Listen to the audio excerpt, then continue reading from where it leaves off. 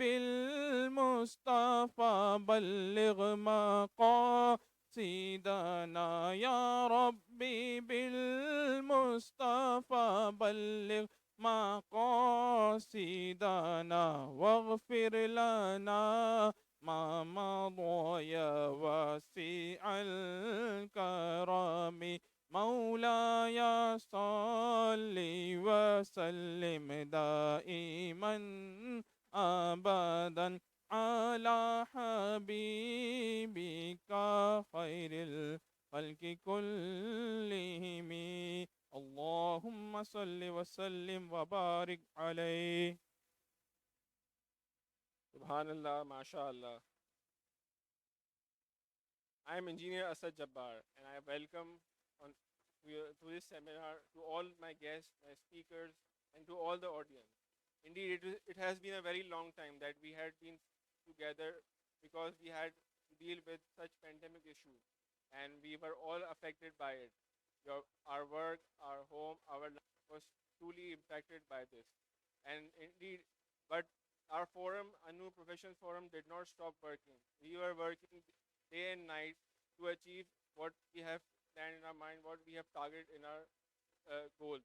So for that, what we have been doing during this past months, I would like to call upon Mr. Hassan Idris to share some of our activities which we have done on the behalf of Anur Professional Forum.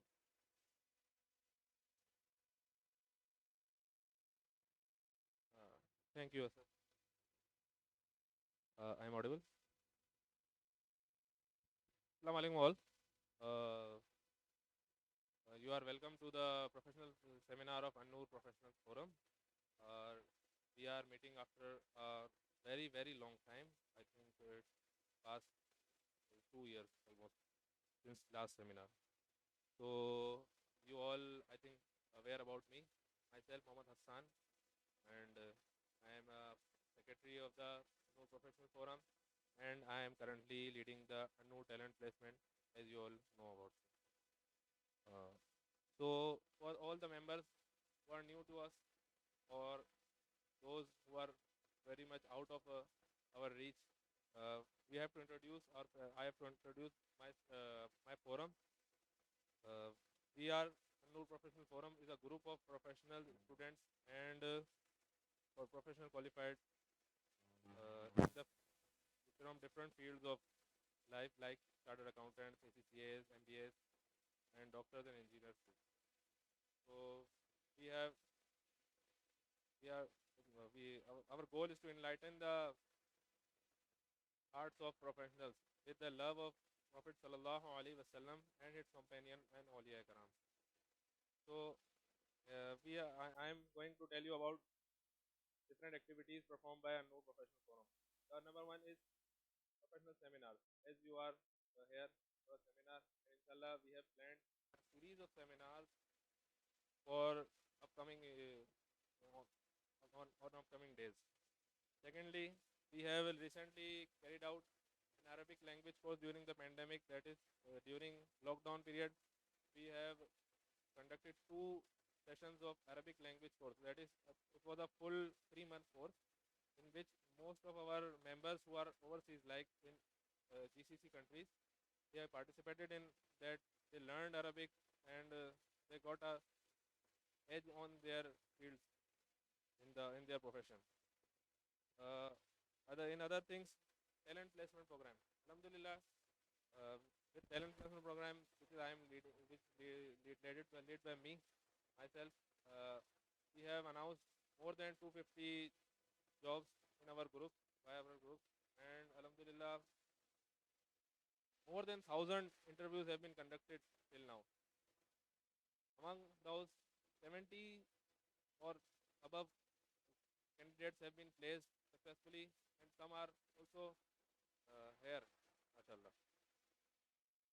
During talent placements program, we have noticed that many of our candidates are not so much capable of performing in interviews. Also, their CVs are some lacking, have some lacking. So we have developed a platform to evaluate the candidates and their CVs. So in this segment we are new, although, but we have successfully evaluated around 40 candidates, and more are in pipeline. Some of our evaluators are Naveed Abdul Hamid also, and Ahmad Raza and Farhan Sab are also our evaluators. So all the new entrants who are here listening to me can apply to this program and get evaluated. It is a very golden opportunity for new entrants and also other mid-level professionals who can prepare themselves for next level of their career. Moreover, here we are planning towards the career guidance session, and for this we have recently carried out an online session of on Zoom regarding Turkey scholarship program. There is a Turkey scholarship program which was conducted by our team professional Satif Pirwani, and he guided so well about Turkey scholarship program to the youngsters. That's from my side. We are updating always to you about our come up with more programs and such benefits to the society. Thank you.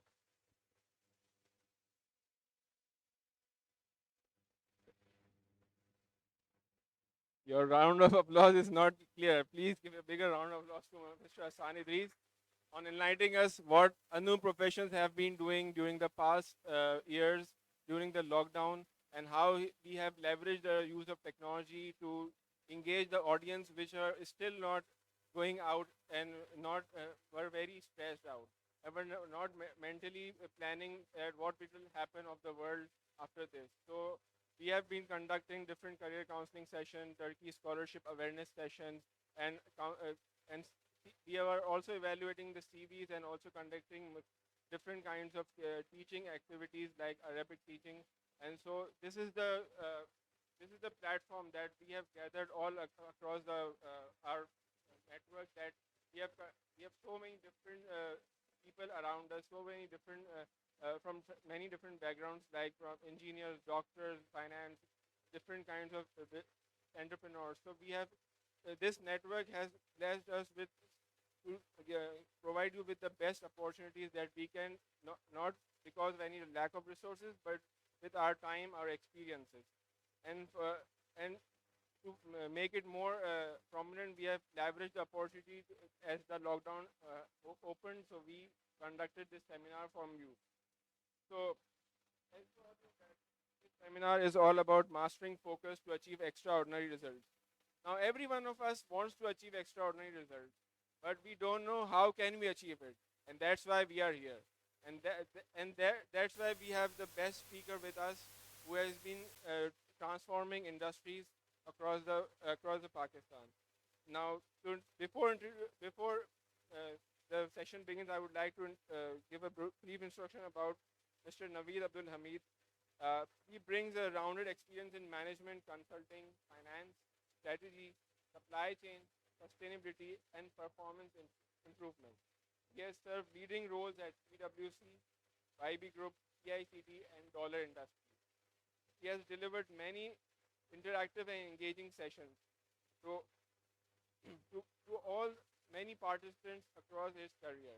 And now he will share his experience with us so that we can also master the focus to achieve extraordinary results. So everyone wants to achieve this result must listen this very carefully, and try to come up with questions, because that's where we learn.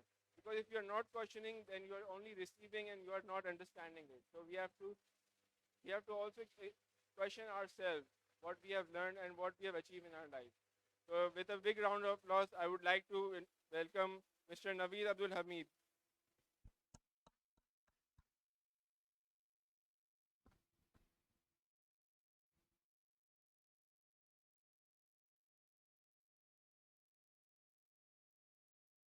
بسم الله الرحمن الرحيم.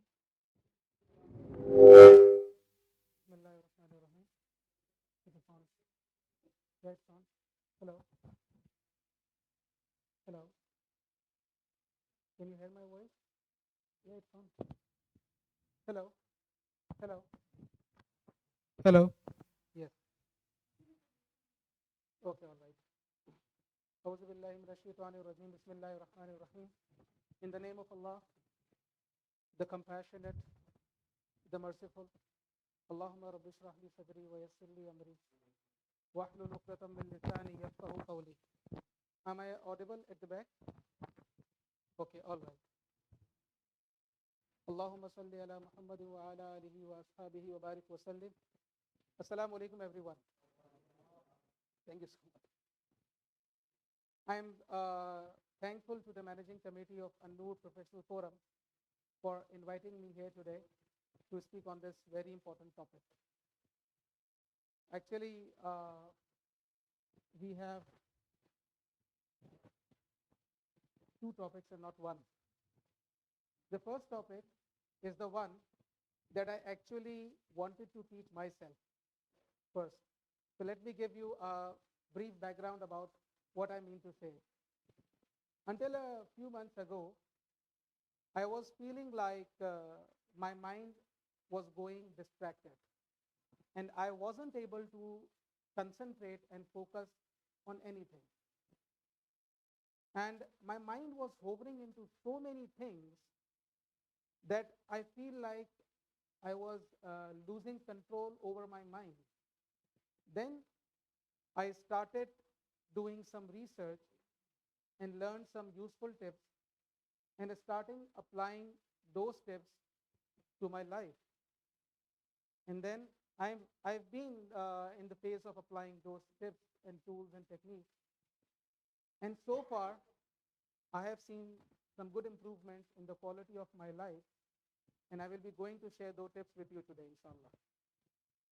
So one good Sunday evening, when I was reading a book relating to this topic, I got a call from Muhammad Shumail, who is a member of the An-Noor Professional Forum. And Shumail told me that the forum wants to do a seminar with me on the topic of the future of finance. As I was reading the book at that point of time, when Shumail called me on my mobile, I offered Shumail to why not to give a session on how to focus and achieve extraordinary results. So then finally, we decided to keep this topic and the other topic as the bonus topic. So I will be covering two topics in next 60 minutes. So be bear with me. We'll be taking a flight, and I will be giving so much information in detail. And I would highly appreciate if you could please take notes of some important things that you found useful during this seminar. Now let me set the context of this topic. I would like you to imagine something with me. The doors to the world are wide open, and the view that is available to us is staggering. Through technology and innovation, the opportunities seem endless. The unintended consequence of this abundance is that we are bombarded with more information and choices in a day than our ancestors received in their entire lifetime. Access to information has become so much that we have everything in our mobile. The environment in which we live and work, unfortunately, has its own agenda of claiming our attention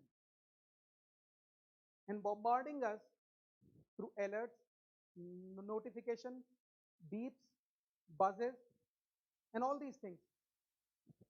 And this steady and continuous stream of interruptions prevent us from focusing on one thing properly.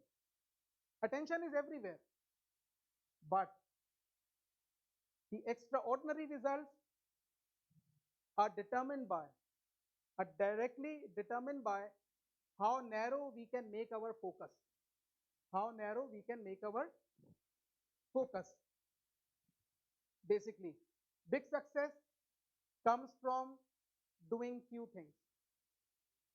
You need to do few things to have more effect rather than doing more things to have side effects, right? So do you mean what I mean? Do you understand what I mean to say? So we tend to do so many things at a time. What is the result? The result is missed deadlines, long hours, lost sleep, high stress, poor diet, and missed opportunities of friends and family. So what is the solution? The solution lies in living one thing. The one thing sits at the heart of success, and it is the starting point to achieve extraordinary results, right? Hasan मुझे जरा एक गिलास पानी पिला दीजिएगा please.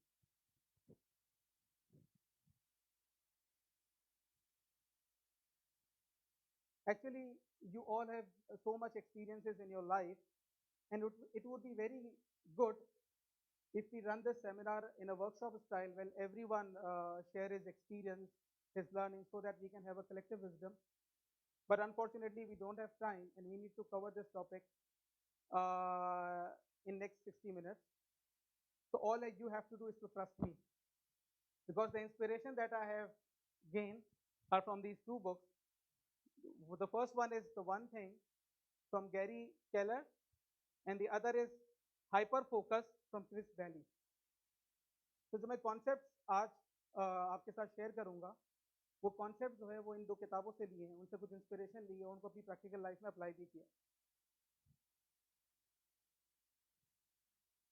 आज की इस सेशन में I have used a lot of pictures, और ये सारी पिक्चर्स जो हैं इनके अपने अंदर कुछ मीनिंग्स हैं, and I very carefully selected all these pictures along with the quotations of famous authors so that you can get inspiration from the visual pictures as well and the quotations as well.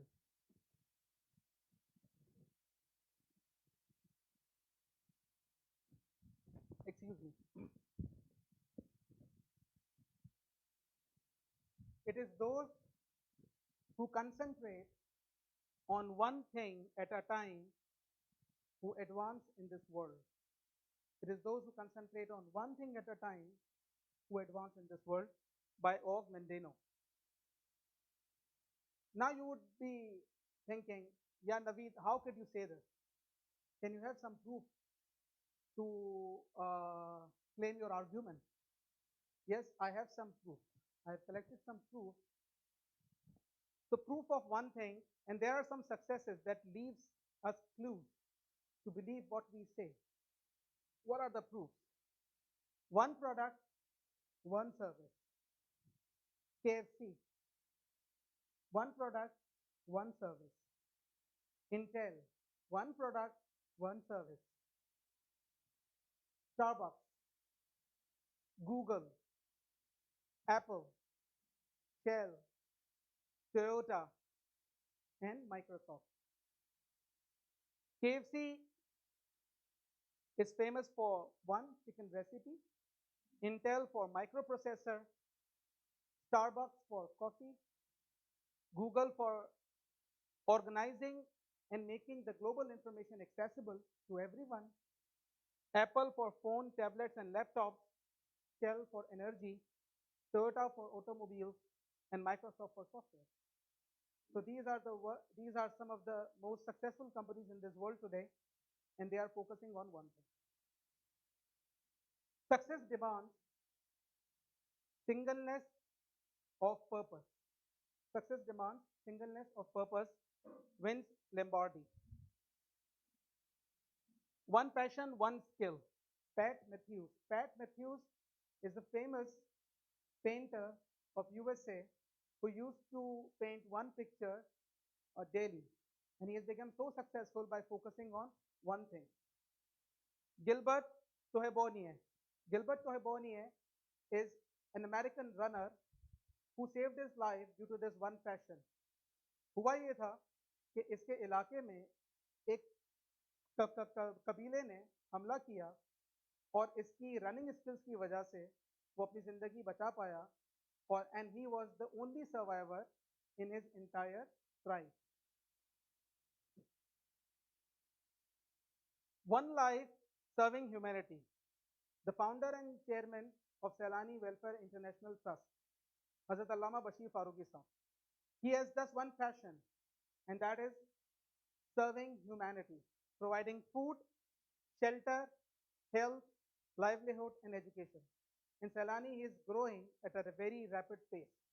Do you agree with me? Good. Actually, now, what is the problem?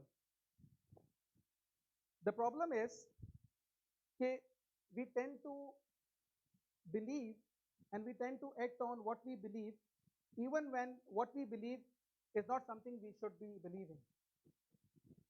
And as a result, the one thing becomes very difficult because we have unfortunately brought so many things into our life.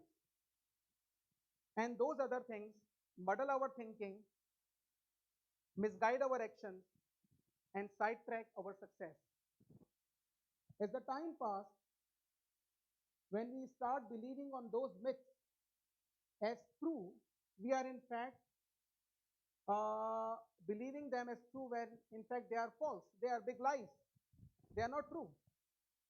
Before we can have a frank, a heart-to-heart discussion about how the concept of one thing actually applies in the practical life, I want you to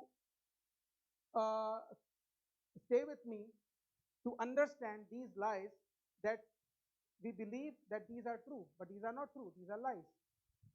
Once we remove these from our mind, we can take up the concept of one thing with an open mind and clear path. ठीक है, कुछ ऐसी चीज़ें होती हैं जो कि हमें ऐसा लगता है कि ये सच है और हम अपनी ज़िंदगी में उसको प्रैक्टिस करते रहते हैं, और जैसे जैसे वक्त गुजरता रहता है और वो हमें इतनी सच लगने लगती हैं कि हम बोलते हैं कि ये सब कुछ सही है, हालांकि वो चीज़ें सही नहीं होती और वो हमें मिसगाइड करती रहती हैं और वो हमें अपनी एक मंजिल की तरफ जो हम जा रहे होते हैं उससे हमें डिस्ट्रैक्ट करती है। तो हम इधर कुछ लाइज के बारे में पहले समझते हैं। They mislead us and they derail us. I just ये 4 लाइज हैं। I just have too much that has to be done. मेरे पास इस वक्त बहुत कुछ है करने के लिए, ठीक है। दूसरा, I will get more done by doing things at the same time. अगर मैं बहुत सारी चीज़ों को एक वक्त में साथ साथ साइमल्टेनियसली कर लूंगा तो मैं बहुत कुछ अचीव कर लूंगा, ये दूसरा झूठ है। तीसरा, I need to be a more discipline person. आप कह रहे हैं नवीद ये क्या कह रहे हैं आप, डिसिप्लिन लोग तो सक्सेसफुल होते हैं, आप कह रहे हैं ये तो झूठ है। उसको हम देखते हैं थोड़ी देर के लिए कि मैं क्या कहना चाह रहा हूँ actually, what I mean to say here. Maybe I shouldn't dream so big. यार मुझे इतना बड़ा नहीं सोचना चाहिए, मैं ज़्यादा बड़ा सोचूंगा तो मैं गिर जाऊंगा, मैं फेल हो जाऊंगा।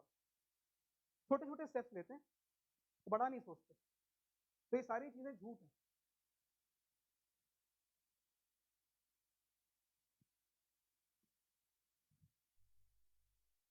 पहली चीज़ जो कि I just have too much that has to be done, everything matters equally. हम ये समझते हैं कि हर चीज़ की इंपॉर्टेंस बराबर है।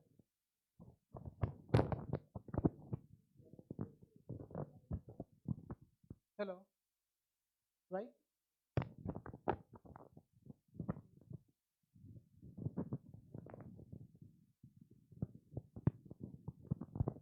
Hello, right?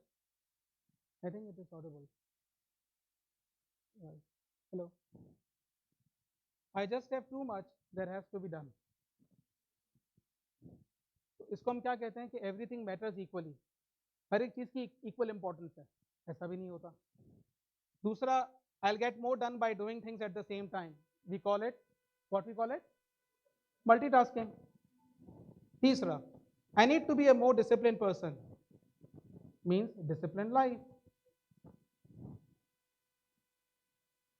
Maybe I should be dreaming so big.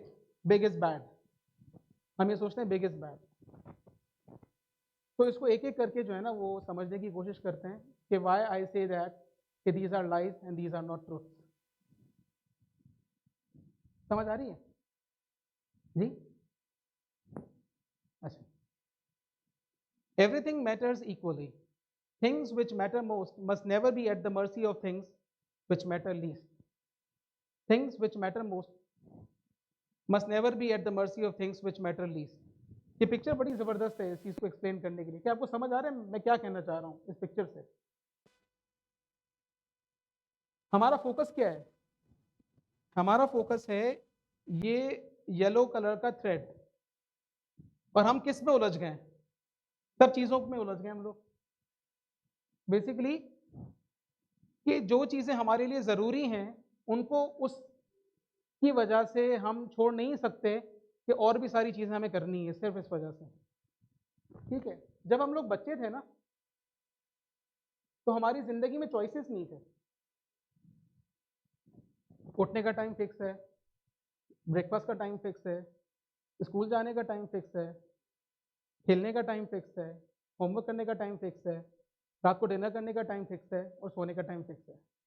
जैसे जैसे हम ना बड़े होते गए तो हमें डिस्क्रिप्शन मिलता गया, हमें चॉइसेस मिलती गई।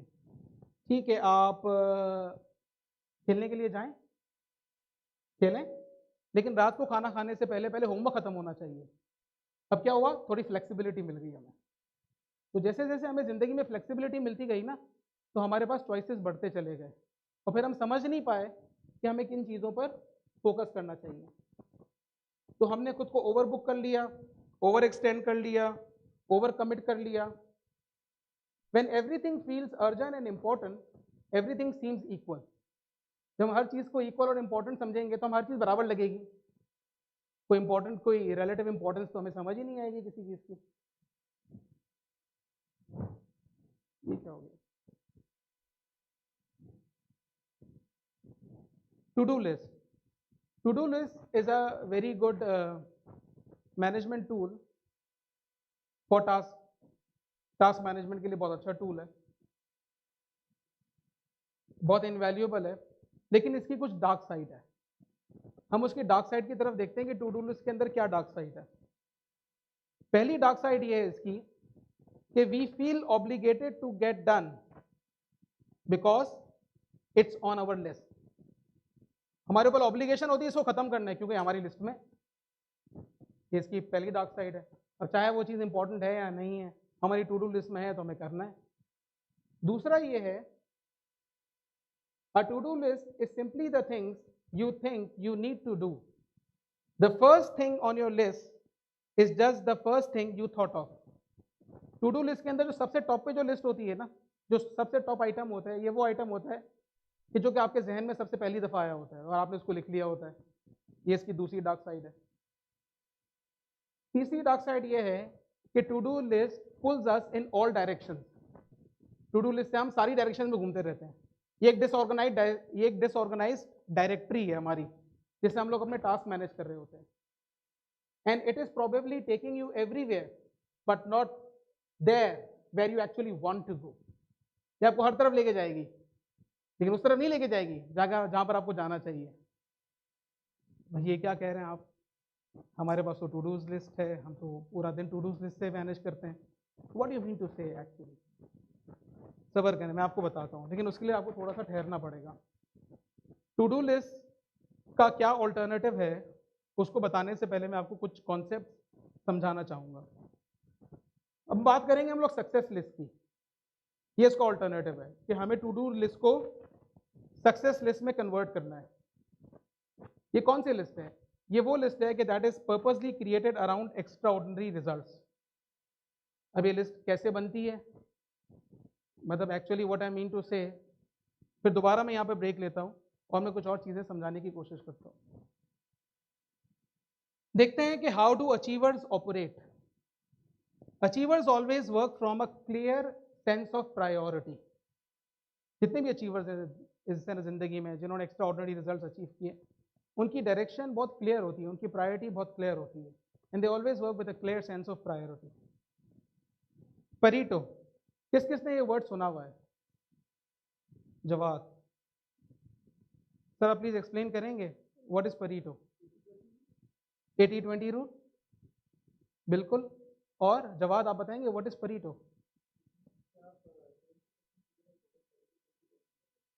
20% चीज़ों पर फोकस करके 80% रिजल्ट दे सकते हैं। Very good. Majority of what you want, majority of what you want will come from minority of what you do. This is the concept. ठीक है, मैं आपको थोड़ा सा फोकस करवाने की कोशिश कर रहा हूँ। आपने देखा होगा मैं जिस तरह से लेके चल रहा हूँ उसको। तो 20% एफर्ट से 80% रिजल्ट, ये 20-80 भी कहते हैं इसको, इसको 90-10 भी कहते हैं, इसको 60-40 भी कहते हैं, 70-30 भी कहते हैं, लेकिन सबका कॉन्सेप्ट एक ही है कि कम रिसोर्सेज कम इनपुट से ज़्यादा रिजल्ट्स हासिल किए जा सकते हैं। अब वो चीज़ें मैं आइडेंटिफाई करनी है वो कौन सी चीज़ें हैं। ठीक है, अब हम बात करते हैं सक्सेस लिस्ट की। इस कॉन्सेप्ट के थ्रू के जो जितने भी हाई अचीवर्स होते हैं उनके पास हमेशा एक क्लियर सेंस ऑफ प्रायोरिटी होती है, और इस कॉन्सेप्ट के थ्रू के हमें 80-20 रूल अप्लाई करना है। तो अब टू डू लिस्ट को हम सक्सेस लिस्ट में कन्वर्ट करेंगे। ये हमारी टू डू लिस्ट है पूरी। I could do, should do, could do, should do, could do, should do, should do. ये हमारी सक्सेस लिस्ट है कि इसमें सारे हमने इंपॉर्टेंट शुड डूज उठा के एक सक्सेस लिस्ट में डाल दिए। हमने लिस्ट को नैरो डाउन कर लिया। अब ये सक्सेस लिस्ट बनती कैसे है? आज सुबह को मैं हार्वर्ड बिजनेस रिव्यू का एक आर्टिकल पढ़ रहा था, उसके अंदर लिखा हुआ था ये सक्सेस लिस्ट बनती कैसे एक्चुअली। उसकी एक ट्रिक है, एक टिप है, वो मैं आपके साथ शेयर कर लेता हूँ। अपनी ज़िंदगी का जो मकसद है या जो गोल है उसको अपने जहन में रखें। आप क्या अचीव करना चाहते हैं? आप एक पीस ऑफ पेपर लें और उसको 2 हिस्सों में डिवाइड करें, बीच में एक लाइन खींचें। उस मकसद को अचीव करने के लिए आपने जितनी एक्टिविटीज़ और टास्क परफॉर्म करने हैं वो आप वहाँ पर लेफ्ट हैंड साइड पे लिखते चले जाएं। ये आपकी एक लिस्ट बन गई। ये लिस्ट है टू डूज लिस्ट। अब आप सोचें कि ये जो एरिया है मेरी ज़िंदगी का, इसके अंदर मुझे क्या कामयाबी ऑलरेडी मिल चुकी हैं, वो क्या सक्सेस स्टोरीज हैं या वो क्या इवेंट्स हैं जो मैं ऑलरेडी अर्न कर चुका हूँ, जो मैं ऑलरेडी इंजॉय कर चुका हूँ, या लोगों ने मुझे रिकग्नाइज किया है। वो कौन कौन से इवेंट्स हैं, वो कौन कौन से नोड्स हैं आपकी लाइफ में, उसको आप राइट हैंड साइड पे लिखें। समझ आ रही मैं क्या कह रहा हूँ? अब आपने क्या करना है कि आपने, मैं आपको रिपीट करता हूँ दोबारा से। जिंदगी में जो अचीव करना चाहते हैं वो एरियाज अपने जहन में रखें। एक सादा कागज़ लें, उसको 2 हिस्सों में डिवाइड करें। लेफ्ट हैंड साइड पे वो तमाम एक्टिविटीज़ लिखें जो कि आप समझते हैं कि आपको वो सक्सेस अचीव करने के लिए चाहिए होंगी या वो ज़रूरी हैं। राइट हैंड साइड के ऊपर उस एरिया पर आज तक की जो आपकी अचीवमेंट्स हैं, जो एकम्प्लिशमेंट्स हैं, जो रिकग्निशंस हैं, उसको लिस्ट डाउन करते चले जाएं। और फिर क्या करें आप कि आप मैपिंग करें वो कौन सी एक्टिविटीज़ थी जिन्होंने उस सक्सेस को अचीव करने के लिए डायरेक्टली कंट्रीब्यूट किया। अब आप उसको मैप करते चले जाएं। आपकी कुछ एक्टिविटीज़ मैप हो जाएंगी आपकी सक्सेस स्टोरी से, और जो एक्टिविटीज़ मैप हो जाएं उनको आप सर्कल कर लें। जो आइटम्स बच गई, जो सर्कल मार्क नहीं हुई, उनको हटा दें, और जो सर्कल में आ गई वो आपकी सक्सेस लिस्ट है। कौन इसको रिपीट करेगा मेरे लिए? मेरे ख्याल में I have not been able to communicate. कोई है जो, हुसैन आप बताएंगे, थोड़ी मदद करेंगे? आए इधर आ जाए हुसैन, आ जाए।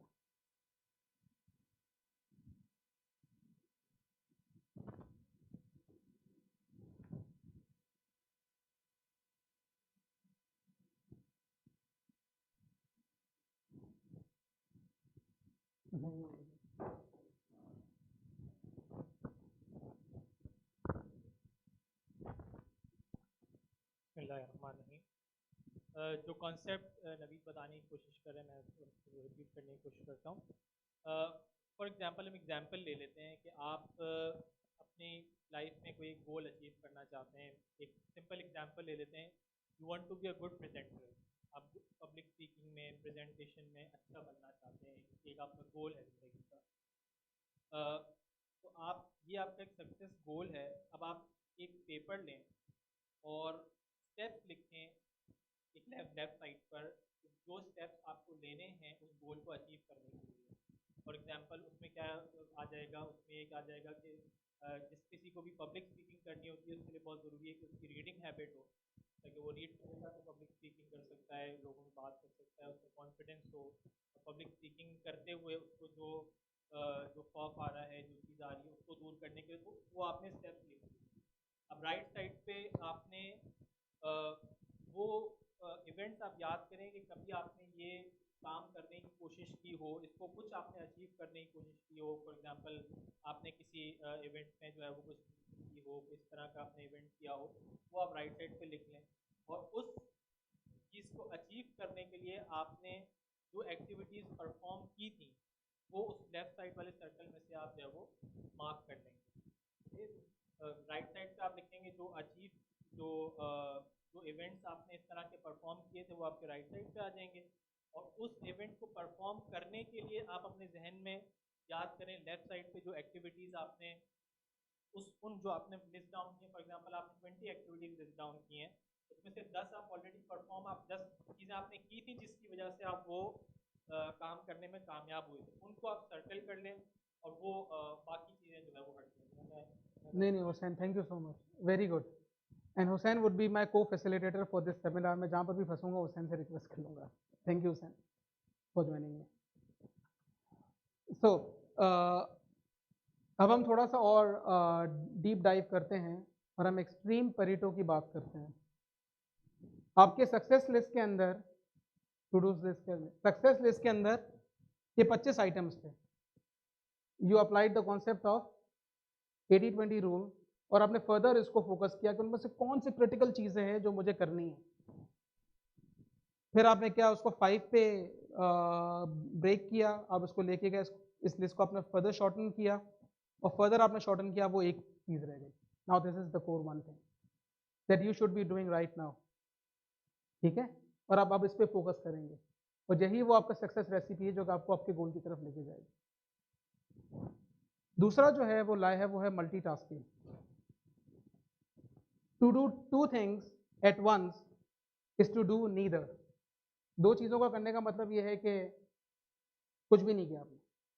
Multitasking is merely the opportunity to screw up more than one thing at a time, right. Many people has made it a way of life, but the truth is it is a way of life, not life.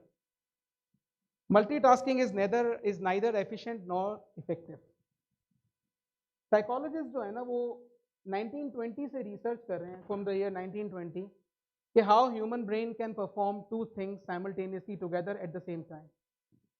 1960 के अंदर ये पहली दफा word introduce हुआ multitasking का, लेकिन ये इंसानों के लिए इस्तेमाल नहीं हुआ था।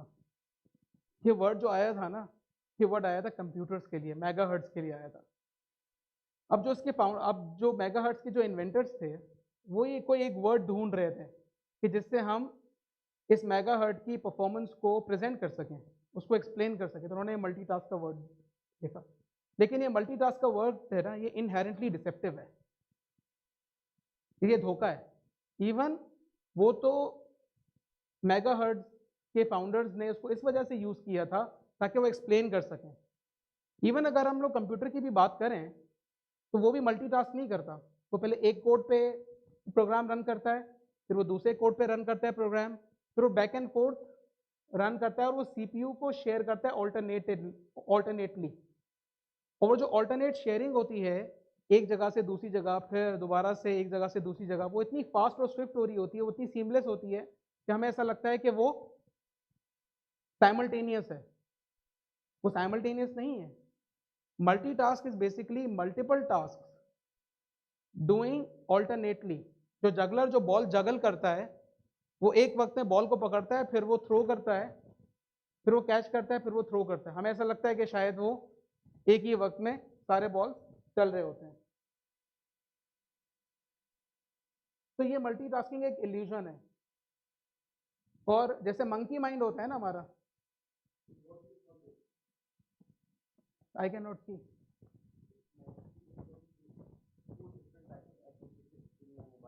you need to narrow down it, you need to delete. If I can see two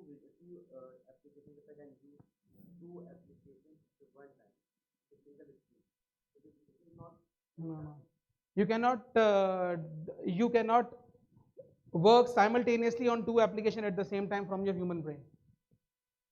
एक साथ काम नहीं कर सकते, वो सीपीयू काम कर रहा होगा पीछे एक एप्लीकेशन के ऊपर। देखो मैं आपको समझाता हूँ, आ जाए।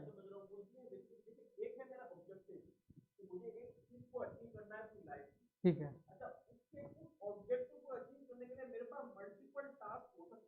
मल्टीपल टास्क हो सकते हैं।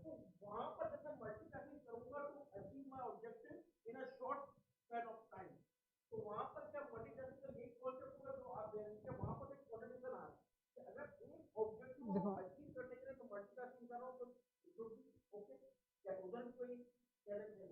बताता हूँ अच्छा मैं आपको समझाता हूँ, इसको थोड़ा सा एग्जाम्पल्स के थ्रू समझाते हैं। I'll try to explain it. Simultaneously कुछ काम ऐसे हैं जो कि ह्यूमन ब्रेन बहुत आसानी के साथ कर सकता है, पेनलेस।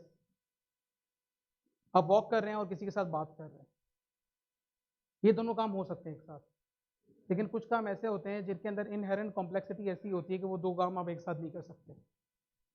ठीक है, इसको थोड़ा सा मैं और आपको समझाने की कोशिश करता हूँ। बेसिकली पहले तो यहाँ पे ये समझ लें कि जब भी हम कोई टास्क या कोई एक्टिविटी करते हैं ना, तो हम एक साथ दो काम नहीं कर सकते। एक पर्टिकुलर पॉइंट ऑफ टाइम पे हमारा फोकस एक ही टास्क पर होता है और कंप्यूटर का भी फोकस एक ही टास्क पर होता है। अब हम क्या कर रहे होते हैं, हम टास्क बेसिकली स्विच कर रहे होते हैं, एक टास्क से दूसरी टास्क की तरफ स्विच कर रहे होते हैं। तो स्विचिंग में क्या होता है, देखो कुछ स्विचिंग तो बहुत आसान होती है। You are watching TV and then you switch and then you have started folding your cloth, it is easy. एक टास्क से दूसरी टास्क पे आप स्विच हो गए, फिर आप दोबारा से टीवी देखने लग गए। लेकिन कुछ टास्क ऐसे होते हैं जिसमें स्विचिंग बड़ी मुश्किल होती है। आप एक कॉम्प्लेक्स वर्कशीट पे काम कर रहे हैं, एनुअल बजट बना रहे हैं, और आपका कोवर्कर आता है आपके ऑफिस में और आपको कहता है कि ये बिजनेस प्रॉब्लम है, इसको सॉल्व करें। Oh my god, then you have to switch to the other task. अब होता क्या है कि इट टेक्स टाइम, और बाज़ दफ़ा ऐसा होता है कि ये गारंटी भी नहीं होती कि जब आप स्विच बैक करते हैं ना, तो आप वहीं से स्टार्ट करें फौरन से जहां से आपने छोड़ा था। इस चीज़ की कोई भी देयर इज नो गारंटी। ठीक है, आपको स्विच बैक एंड फोर्थ करने में थोड़ा सा टाइम चाहिए होता है। अब मैं आपको समझाता हूँ। जैसे ये प्राइमरी वर्क आप कर रहे थे, बीच में एक डिस्ट्रैक्शन आई, आपने स्विच किया, रीओरिएंट किया। जब आप एक टास्क से दूसरे टास्क की तरफ स्विच करते हैं ना, तो दो चीज़ें होती हैं। एक चीज़ बहुत इंस्टेंटेनियस होती है, और वो क्या होती है, आप डिसाइड करते हो कि मुझे करना है दूसरा काम, वो स्पॉन्टेनियस होती है। और जो दूसरी चीज़ होती है ना, वो क्या होता है कि आप दूसरे काम के लिए अपने नए रूल सेट करते हैं, वो इंटेंशनल होती है, उसमें आपको थोड़ी सी मुश्किल होती है। तो क्या करते हैं कि आप स्विच करते हैं, रीओरिएंट करते हैं, you set the rules for distraction activities that is not on your plate right now. फिर देन अपने प्राइमरी वर्क पे दोबारा स्विच करने के लिए इंटेंशन करते हैं, फिर रीओरिएंट करते हैं, फिर आप प्राइमरी वर्क करते हैं। तो आपका जो टाइम है ना, स्टार्ट और एंड टाइम, वो बढ़ जाता है बहुत ज़्यादा। लेकिन अगर आप इसको फोकस्ड वर्क फ्लो के साथ काम करें, जब स्टार्ट और फिनिश आपका फिक्स्ड हो कि आपको उस वक्त एक काम करना है, और स्टार्ट और एंड में आपको इसको ये खत्म करना है, और बीच में आपको कोई डिस्ट्रक्शन नहीं चाहिए, तो आप इस स्विचिंग और रीओरिएंट के टाइम को बचा सकते हैं। रिसर्च कहती है कि एक टास्क से दूसरे टास्क में ऑन एन एवरेज 25 मिनट लगते हैं आपको। तो आपके 25 मिनट यहाँ पर ज़ाया हो गए। डिसिप्लिन लाइफ तीसरा। अब आप बोलते हैं कि I am inspired with a person जिसने अपनी ज़िंदगी को बहुत ऑर्गेनाइज, सिस्टमैटिक और डिसिप्लिन रखा हुआ है। वो वॉक पे भी जाता है, 5 वक्त की नमाज भी बाजमात अदा करता है, ऑफिस में भी लेट शेडिंग नहीं करता, अपनी फ्रेंड्स और फैमिली को भी टाइम देता है। तो ये कैसे करते हैं? तो बड़ा ऑर्गेनाइज्ड और डिसिप्लिन आदमी है। ये दी वन थिंग में लिखा हुआ है इस किताब के अंदर, no one can be self discipline. कोई बंदा सेल्फ डिसिप्लिन नहीं हो सकता। बेसिकली वो बंदा सेल्फ डिसिप्लिन नहीं है, उस बंदे ने अपनी तबीयत में पावरफुल हैबिट्स इनकलकेट कर ली हैं। तो डिसिप्लिन जो है ना, वो कॉन्शियस एफर्ट्स हैं, और हैबिट्स जो है ना, वो अनकॉन्शियस एफर्ट्स हैं। तो अब हम मैं एक्चुअली ये बात ये करना चाह रहा था कि नो वन इज डिसिप्लिन। हमें क्या करना है कि हमें सेलेक्टेड डिसिप्लिन को इस्तेमाल करके उसको पावरफुल हैबिट्स में कन्वर्ट करना है, कि जब हम उसको पावरफुल हैबिट्स में कन्वर्ट कर लेंगे तो वो चीज़ हमारे लिए पेनलेस हो जाएगी। फिर शुरू जब स्टार्ट करते हैं ना तो तकलीफ होती है, एफर्ट भी लगती है और टाइम भी लगता है, लेकिन जैसे जैसे वक्त गुजरता जाता है ना तो वो टाइम, वो एफर्ट, वो रिड्यूस होती जाती है। और एक स्टडी के मुताबिक जब आप कोई टास्क स्टार्ट करते हैं, जब कोई एक नया डिसिप्लिन आप अपनी ज़िंदगी में स्टार्ट करने की कोशिश करते हैं, तो शुरू में आपको बड़ा वक्त लग रहा होता है, फिर gradually with the passage of time वो एफर्ट और वो टाइम कम होता रहता है। और रिसर्च ये कहती है कि 66th डे पर आपका ये डिसिप्लिन आपकी हैबिट में कन्वर्ट हो जाता है। अब अगर आप इसको करते रहेंगे ना तो आप पेनलेस, एफर्टलेस, अनकॉन्शियसली उसको आप करते रहेंगे, अब वो आपकी ज़िंदगी के अंदर हिस्सा बन गया है। ठीक है, तो ये फ़र्क है डिसिप्लिन में और हैबिट में। जितना डिसिप्लिन होने की कोशिश करेंगे, कुछ दिन करेंगे, आदत छूट जाएगी, दोबारा से वो आदत बनाएंगे, फिर छूटेगी। मेहनत करनी है शुरू के 66 दिनों तक, मुसलसल वो काम करना है, और 66 डेट पर वो डिसिप्लिन एक्टिविटी आपकी कन्वर्ट हो जाएगी आपकी हैबिट में, फिर आपको कोई एफर्ट नहीं लगानी और वो आपकी ज़िंदगी का हिस्सा बन जाएगी। तो ये रिसर्च कहती है। तो टिप्स क्या हमारे पास यहाँ पे? Don't be a discipline person, rather use selected discipline to convert it into powerful habits, then build one habit at a time. 2-3 habits को एक साथ ना लें, एक हैबिट को उठाएं, उसको करते रहें, उसको सेलेक्टेड डिसिप्लिन से अपनी हैबिट में कन्वर्ट करें, फिर एक दूसरी चीज उठाएं, उसको फिर अपनी हैबिट में कन्वर्ट करते रहें। Give each habit enough time, and what is that time? 66 days, right? हम लोग सोचते हैं बिग इज बैड। देखिए, फियरलेस माइंडसेट, ग्रोथ माइंडसेट के साथ काम करेंगे तो सक्सेस मिलेगी, वरना नहीं मिलती success. A good rule of thumb is कि when you decide anything, double down it.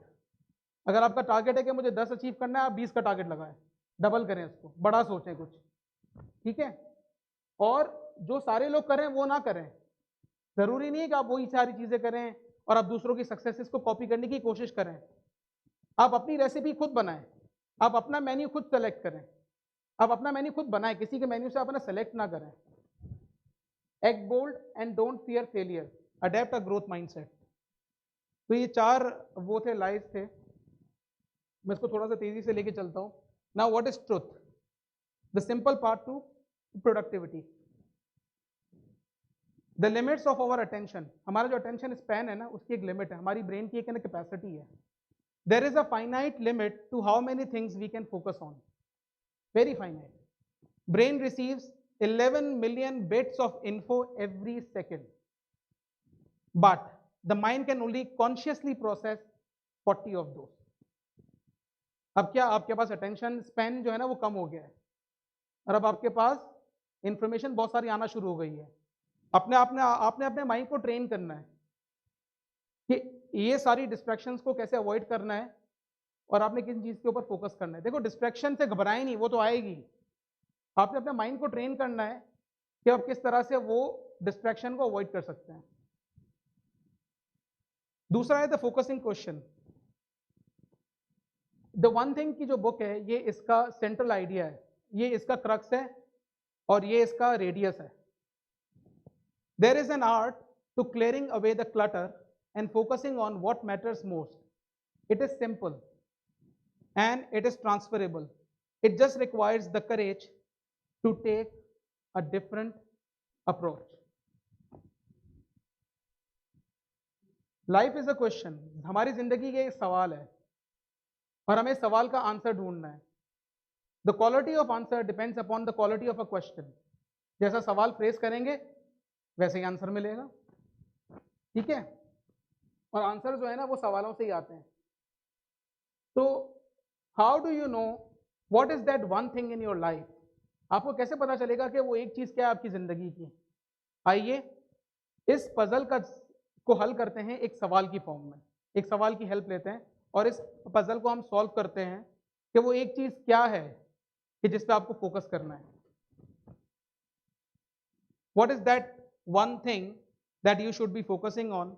और ये इस किताब का सेंट्रल आइडिया है. This is the question.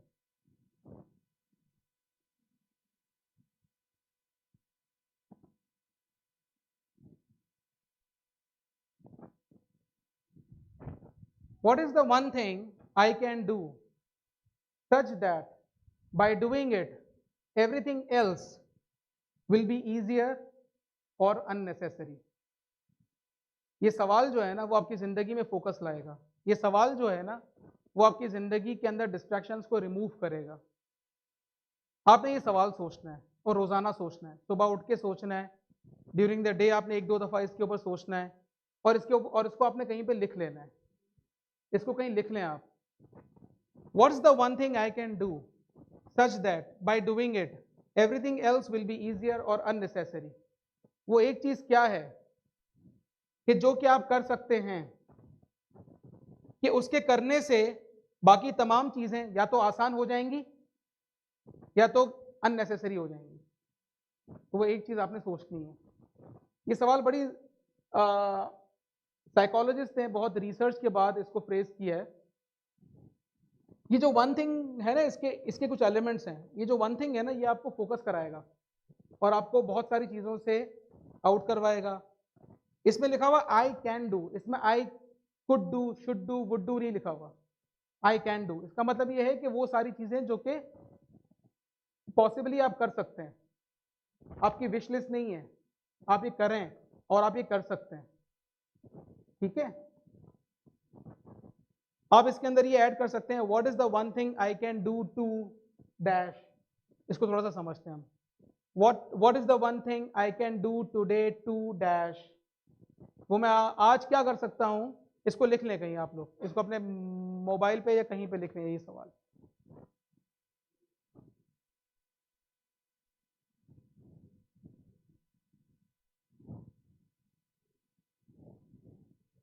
ये आपकी बिग पिक्चर है व्हाट इज वन थिंग और ये आपका स्मॉल फोकस है what is my one thing right now. तो ये आपको सवाल जो है वो आज के दिन पे भी फोकस करवाता है और वो आपको एक क्लियर बड़ी पिक्चर भी देता है.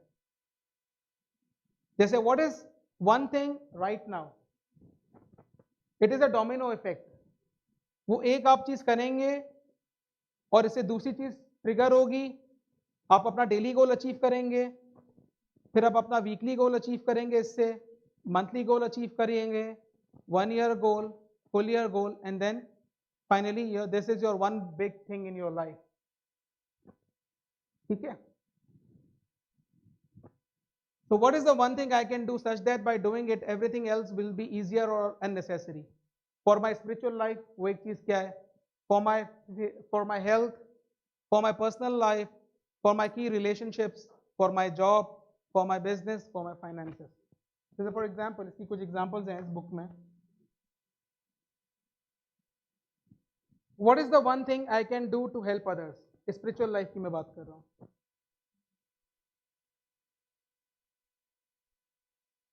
Spiritual life. What is the one thing I can do to improve my relationship with Allah? Health. What is the one thing I can do to achieve my diet goals? What is the one thing I can do to ensure that I exercise? What is the one thing I can do to relieve my stress for my personal life? What is the one thing I can do to improve my skills at dash? What is the one thing I can do to find time for myself, for my relationships? What is the one thing I can do to improve my relationship with my spouse or partner? What is the one thing I can do to improve my children's school performance? What is the one thing I can do to show my appreciation to my parents? What is the one thing I can do to make my family happy and stronger for my job? Next. What is the one thing I can do to ensure that I hit my goals? What is the one thing I can do to improve my skills? What is the one thing I can do to help my team succeed? What is the one thing I can do to further my career for my business? What is the one thing I can do to make us more competitive? What is the one thing I can do to make our product the best? What is the one thing I can do to make us more profitable? What is the one thing I can do to improve our customer experience? My finances. What is the one thing I can do to increase my net worth? What is the one thing I can do to improve my investment cash flows? What is the one thing I can do to eliminate my loans? तो इस तरह से आपके जो concern और आपके जो specific areas हैं उस पर आप ये क्वेश्चन फ्रेज करें और इसका आंसर ढूंढें. Until my one thing is done, everything else is a distraction. जब तक वो मेरा एक मकसद अचीव नहीं हो जाता ना, बाकी सब कुछ डिस्ट्रैक्शन है. किसी चीज पे काम नहीं करना, बस एक चीज पे लगना है, राइट? और वो एक चीज आपने सेलेक्ट करनी है, और वो हर बंदे की अलग होती है. अब इसको अचीव करने के लिए आप क्या करें कि आप अपनी वन थिंग के लिए अपना टाइम ब्लॉक करें, रोजाना की बेसिस पे अपना टाइम ब्लॉक करें और उस टाइम को आप ना प्रोटेक्ट करें. जैसे फॉर एग्जांपल ये आपका कैलेंडर है, आपने रोजाना टाइम ब्लॉक किया अपना हर दिन अपनी वन थिंग के ऊपर जो कि आपको करना है, और हफ्ते में आपने एक दिन उसकी प्लानिंग के लिए रखा, 1 घंटा 1 आवर, और रोजाना आपने इस पे काम करना है. ऑथर कहता है कि ये वन थिंग पे रोजाना आपको कम से कम 4 घंटे लगाने चाहिए. ठीक है? हमारी जिंदगी में जो ना टिपिकल डे होता है वो ये होता है कि हमारी वन थिंग ये है, बाकी सारी चीजें ये हैं. इसको हमें बढ़ाना है, इसके टाइमलाइन को. हमारी वन थिंग ये है और हमारी बाकी सारी चीजें ये. ठीक है? तो आपने टाइम ब्लॉक किया अपनी सारी एक्टिविटीज को. There are 4 types of task: productive, unproductive, जिसका कोई रिजल्ट निकलता है और जिसका रिजल्ट नहीं निकलता. अट्रैक्टिव, अनअट्रैक्टिव, जो आपको अच्छा लगता है और आपको अच्छा नहीं लगता. ठीक है ना? जिसको आप करने में इंजॉयमेंट देते हैं, फन होता है, और बाकी एक अनअट्रैक्टिव है जो आपको अच्छा नहीं लगता. अच्छा, वो काम जो कि प्रोडक्टिव और अनअट्रैक्टिव है, ये है नेसेसरी वर्क. इनकम टैक्स का रिटर्न फाइल करना है, करना है. एनुअल बजट को कंप्लीट करना है, करना है. ठीक है? चाहे आपको अच्छा लगे या आपको ना लगे, ये आपकी कमिटमेंट है, ये आपको करना है, ये आपका नेसेसरी वर्क है. समझे ये बात? दूसरा है प्रोडक्टिव और अट्रैक्टिव. ये वो काम है जो कि आपका पैशन है और इस दुनिया में आप इसी काम के लिए आए हो, और इस दुनिया से आपको, और इस काम से आपको भी फायदा होगा, आपकी कम्युनिटी को भी फायदा होगा और लोगों को भी फायदा होगा, और ये इसका रिजल्ट भी निकलेगा और आप इसको एंजॉय भी करते हैं. That is the one thing, purposeful work. एक वो काम है जो कि अनप्रोडक्टिव है, अनअट्रैक्टिव है. ये कौन से काम होते हैं? जैसे आपने ऑफिस में देखा होगा, कुछ कॉलीग्स ऐसे होते हैं जिनके पास करने के लिए कुछ नहीं होता. तो वो क्या करते हैं? वो अपने डेस्क पे फाइलें सेट करते रहते हैं, पेपर सेट करते रहते हैं, एक फाइल से दूसरी फाइल में पेपर डालते रहते हैं, स्टेपल करते रहते हैं. वो अनअट्रैक्टिव वर्क है, उसको खुद भी अच्छा नहीं लग रहा होता, और अनप्रोडक्टिव है, उसको करना भी जरूरी है. ठीक है? डिस्ट्रैक्टिंग वर्क, सोशल मीडिया आपका पूरा, ठीक है, फेसबुक हो गया, ये सारा अट्रैक्टिव है बहुत, लेकिन अनप्रोडक्टिव है.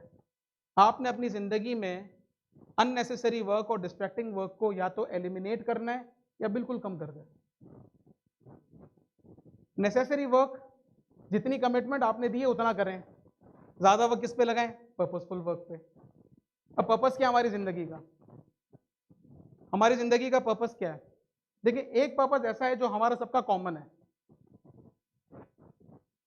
एक पर्पस, एक मकसद ऐसा है जो कि प्राइम मकसद है और वो हम सबका कॉमन है. और वो मकसद क्या है? अल्लाह ने हमें इस दुनिया में क्यों भेजा? वो हमारा बुनियादी मकसद है. क्यों भेजा अल्लाह ने हमें? अल्लाह की इबादत करने के लिए भेजा. इस मकसद को ना भूलें, और ये हमारा सबसे बुनियादी और सबसे पहला मकसद है, और इस पर फोकस करना है अब कि वो एक क्या चीज है कि मैं करूं कि मैं अपने रब को राजी कर लूं. वो एक क्या चीज है कि मैं अपने रसूल सल्लल्लाहु अलैहि वसल्लम को राजी कर लूं. ठीक है ना? ये हमारा बुनियादी मकसद है.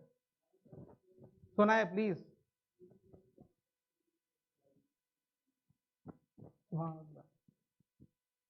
तो एक मकसद तो हमारा कॉमन शेड ऑब्जेक्टिव है, कॉमन शेड पर्पस है, जिसकी वजह से हम इस दुनिया में लाए गए, और वो हमारा सबसे बड़ा मकसद है, और उस मकसद में हमें कामयाबी हासिल करनी है। ठीक है, उसके बाद हमारे कैरियर और हमारी जिंदगी के मकसद है। गुड टू ग्रेट किसने पढ़ी हुई किताब?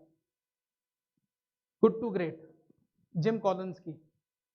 अगर आपने आज तक ये किताब नहीं पढ़ी तो आप इसको जरूर पढ़ें, बिल्ड टू लास्ट और good to great. Jim Collins ने एक हेजहॉग कॉन्सेप्ट दिया है कि ये वो कॉन्सेप्ट है जिससे आप अपना पर्पस तलाश कर सकते हैं। ये हेजहॉग कॉन्सेप्ट क्या है? ये हेजहॉग कॉन्सेप्ट है कि जब ये तीनों चीजें इंटरसेप्ट कर जाती हैं तो आपको आपका मकसद मिल जाता है, और ये बीच में जो ना ये हेजहॉग है। What you can be the best in world at, and equally what you cannot be the best in world at. दोनों चीजें देखनी है इसमें। वो क्या चीजें जो कि आप नहीं कर सकते उसको छोड़ दें। अब ये वो चीज है जो कि आपकी कॉम्पिटेंसी नहीं है। ये जरूरी नहीं है कि ये वो चीज है कि जो कि आप आज तक करते आ रहे हैं। ये कोई डिफरेंट चीज भी हो सकती है जो कि शायद आपने एक्सप्लोर ना की हो कभी, और आपको लगता है ये आप कर सकते हैं, और ये आप बहुत सारे लोगों से बहुत अच्छा कर सकते हैं। वो आइडेंटिफाई करें कि ये वो एक चीज है कि जो मैं बहुत सारे लोगों से बहुत अच्छा कर सकता हूं, और शायद मेरी तरह कोई और नहीं कर सकता इसको, और उसको एक्सप्लोर करें। दूसरा है what drives your economic engine. Economic engine का मतलब क्या हुआ? प्रॉफिटेबिलिटी। जैसे कंपनीज की होती है, कुछ का इकोनॉमिक इंजन जो होता है ना वो पर कस्टमर होता है डिनोमिनेटर में, पर ज्योग्राफी होती है, पर क्लाइंट सेगमेंट होता है। तो आप देखें कि व्हाट इज दैट फैक्टर कि जहां से आपका इकोनॉमिक इंजन चलता रहेगा। ठीक है, जहां से आपको इकोनॉमिक बेनिफिट मिलता रहेगा। दूसरा। तीसरा, what you are deeply passionate about. जुस्तुजू क्या आपका, आपका पैशन क्या है, आपका एंथुजियाज्म क्या है। जब ये तीनों चीजें मर्ज हो जाती हैं ना, कोइंसाइड हो जाती हैं, तो वहां पर मिलता है हेजहॉग, और ये वो हेजहॉग है जो आपको बताते हैं आपकी जिंदगी का मकसद क्या है। राइट? जब आपका किसी चीज का पैशन होता है ना, तो you spend more time on that. By spending more time on that passion, you gain skill. When your skill grows, you get result, and when you get result, you feel fulfilled, enjoyed, satisfied. और जितना ही आप satisfied feel करते हैं, enjoyed feel करते हैं, वो आपके passion को और इग्नाइट करता है, और जितना आपका पैशन इग्नाइट होता है आप ज्यादा टाइम लगाते हैं उसके ऊपर। जितना ज्यादा टाइम लगाते हैं आपका स्किल उतना ही ज्यादा बढ़ता है, जितना स्किल ज्यादा बढ़ता है फिर रिजल्ट, फिर एंजॉयमेंट, और एक विशियस साइकिल है जो कि आपको वन थिंग की तरफ लेके जाएगा अपने। मेडिटेट। अब फोकसिंग स्ट्रेटजी से हम लोग बात करेंगे वेरी स्पेसिफिकली मेडिटेट। देखिए, मैंने बहुत सारी किताबें पढ़ी इसके ऊपर। मुझे जो कॉमन एक फोकसिंग स्ट्रेटजी मिली है सारी किताबों में, वो है कि मेडिटेट करना चाहिए। बट अल्लाह का शुक्र है हम लोग मुसलमान हैं, हमारे पास अल्लाह ताला ने बड़ा ज़बरदस्त टूल दिया है मेडिटेट करने का, और वो है नमाज। ठीक है, नमाज में फोकस करें। अपने माइंड को फोकस पे ट्रेन करवाना है ना, तो नमाज के जरिए करें। फोकस करें कि मेरे सामने काबा शरीफ है और अल्लाह मुझे देख रहा है, और उससे ऊपर सुपरलेटिव डिग्री कि मैं अल्लाह को देख रहा हूँ। इस चीज़ के ऊपर फोकस रखें। जरा भी डिस्ट्रैक्ट हो दोबारा से उस चीज़ पर आने की कोशिश करें। जब आप फोकस करेंगे ना उस चीज़ के ऊपर, तो आपका माइंड जो है ना वो आपका ट्रेन होगा, और वो डिस्ट्रैक्ट होने नहीं देगा आपको जब आप नमाज के बाहर होंगे तो, क्योंकि अब आपने माइंड को ट्रेन करना शुरू कर दिया। जब दज्जाल आएगा ना तो वो माइंड पे कंट्रोल करेगा हमारे। और ये जो हमारे साथ जो हो रहा है आजकल सोशल मीडिया के थ्रू या हमारे मोबाइल के थ्रू, हमें मेंटली ट्रेन किया जा रहा है कि हम डिस्ट्रैक्ट होते रहें और हम फोकस अपना लूज कर जाएं। तो अब वो ना होने दें। नमाज को अपना थामें। इंशाल्लाह मैं भी नियत करता हूँ कि आज से 5 वक्त की नमाज बाजमात अदा करूँगा, आप लोग भी नियत करें। ये हज़रत अल्लामा बशीर फारूकी साहब की किताब है नमाज में दिल क्यों नहीं लगता। इन नमाज में फोकस लाने के लिए इसके अंदर बहुत प्रैक्टिकल टिप्स दी हुई हैं, तो आप इस किताब को ज़रूर पढ़ें। उसकी मैंने 2 पिक्चर्स यहाँ पर थोड़ा सा उसका वो ले लिया स्क्रीनशॉट। दिल की हाज़िरी, दिल हर फ़िक्र और ख़याल से पाक हो, नमाज को समझना, कलाम के मायने को समझें, ताज़ीम, अल्लाह ताला की अज़मत और जलाल का तसव्वुर करें, खौफ, अल्लाह ताला को बड़ा समझते हुए दिल में इसका खौफ हो, उम्मीद, नमाज की कबूलियत और सवाब की उम्मीद रखे, और नदामत, अपनी कोताहियों और गुनाहों पर शर्मिंदा रहे। हम जब नमाज पढ़ते हैं तो हम लोग रटे रटाए अल्फाज अदा करते चले जाते हैं, सुबहान रब्बिल अज़ीम, सुबहान रब्बिल आला, अल्लाहु अकबर, समी अल्लाहु लिमन हमीदा, अत्तहियात पढ़ते हमें समझ ही नहीं आता मतलब। You are in the conversation with Allah subhanahu wa ta'ala. When you are conversing with Allah subhanahu wa ta'ala, then you have to understand what you are saying actually. उसको समझें और उसके तहत आप नमाज में अपना फोकस मेंटेन करने की कोशिश करें। दुआ मोमिन का हथियार है, दुआ करें कि अल्लाह ताला हमें डिस्ट्रैक्शन से महफूज रखे। ये फोकसिंग स्ट्रैटेजी है दूसरी। तीसरी, टाइमर सेट करें, आइडियली 20-20 मिनट का टाइमर, कि मुझे अगले 20 मिनट में ये काम कंप्लीट करना है, उस वक्त तक कोई डिस्ट्रैक्शन नहीं होगी, फिर अगले 20 मिनट में मुझे ये टाइम कंप्लीट करना है, ये वाला काम कंप्लीट करना है। बिल्ड अ बंकर, इसका मतलब है कि कोई स्पॉट डेजिग्नेट कर दें कि ये वो जगह है जहाँ पे मैं फोकस के साथ अपना वो काम करूंगा जहाँ जो मुझे काम करना है। आपके घर में भी हो सकती है, आपके ऑफिस में भी हो सकती है, ठीक है। उसको क्लीन रखें बिल्कुल, और उसको डिस्ट्रैक्शन से बचाएं, और वहाँ पे कोई बोर्ड लगा दें डू नॉट डिस्टर्ब करके, कि भाई ये वो आपका काम है जहाँ पर आपको कोई तंग नहीं करेगा। अब आपने यहाँ पे फोकस होकर काम करना है, आपके बच्चों को पता है, आपके घर वालों को भी पता है, सबको पता है भाई ये मेरा पैशन है, मुझे यहाँ पे काम करना है और मुझे रिजल्ट अचीव करना है। वहाँ पे जब आप अपने बंकर के अंदर एंटर हो ना, अपना मोबाइल दूसरे कमरे में छोड़कर आ जाए। अब आपका मोबाइल आपके साथ नहीं है, अब आप उसे फोकस होकर काम करें, ठीक है। क्रिएट एनवायरनमेंट, व्हाइट बोर्ड लगा सकते हैं आप, जहाँ पर आप अपनी इंटेंशंस लिखें, टू डूज ना लिखें, वो इंटेंशंस लिखें, वो वन थिंग लिखें जिसको आपने फॉलो करना है, जिसको आपने परस्यू करना है। डिजिट क्यूब, छोटी सी डिवाइस होती है जिसको आप हाथ से खेल सकते हैं, बटन्स प्रेस कर सकते हैं, उसको अपनी टेबल पे रख लें, कभी आप डिस्ट्रैक्टेड फील करें तो उसको यूज़ करना शुरू कर दें, लेकिन मोबाइल पे नहीं, मोबाइल को आप अलग रखें। प्लांट्स, छोटे छोटे प्लांट्स अपनी टेबल पे रख दें, अपने साइड पे रख दें, उससे क्या कामनेस आती है, सुकून मिलता है, ग्रीनरी को देख के सुकून मिलता है। छोटा सा बुक शेल्फ रखें, ज़्यादा हैवी चीज़ें ना रखें। टोयोटा कल्चर के अंदर एक कॉन्सेप्ट है 5S का, अगर आपको नहीं पता हो, वो 5S अगर आप पढ़ें ना तो आपको बहुत आसानी मिलती है कि अपनी चीज़ों को, अननेसेसरी चीज़ों को किस तरह से क्लटर को साफ करना है, किस तरह से सॉर्ट और ऑर्गेनाइज करना है। वो उसकी डिटेल में मैं नहीं जा रहा अभी। Follow the path of mastery, जो काम करें ना एक्सीलेंस के साथ करें, कि इसमें मुझे एक पीक तक एक्सेल करना है। जब आप उस एक्सेलेंस पे चले जाएंगे ना तो फिर आप कंटिन्यूस इंप्रूवमेंट करते रहें उसके अंदर, और आप उसके अंदर मास्टर बन जाएं, ठीक है।